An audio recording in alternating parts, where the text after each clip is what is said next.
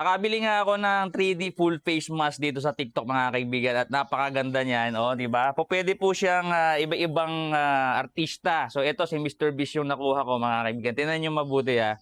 So napakaganda nitong isuot kasi nga matatakpan yung buong mukha mo. Ayan oh. Matatakpan yung buong mukha mo against dun sa mga araw, alikabok, pang-proteksyon, no? Nakakahinga ka pa. At ang maganda nga rito, medyo comedy, nakakatuwa kung sino makakakita sa iyo, 'di ba? Matutuwa sila. Talagang kitang-kita yung mukha nung nakaprint diyan, 'di ba? At kung magtataka kayo kung tinatanong niyo ba kung makakakita nga ba ng maayos yung mga magsusuot nito, makakakita, tingnan niyo. Lalagay ko diyan sa camera. Kasi ano lang naman 'to eh, parang net lang naman, oh, 'di ba? Kita naman ako, 'di ba? Saka ang kagandahan nga yung paghinga mo, okay din naman. Maluwag lang din. Mm. Yan. So, pwede mong suotan ng helmet, pwede mong suotan ng hoodie.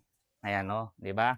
Kitang-kita man, nakakapagsalita pa ako, nakakahinga ako ng maayos. So, napakamura lang nito, mga kaibigan. I-share ko na lang yung link dito kung saan ko nabili. Yan sa Yellow Basket.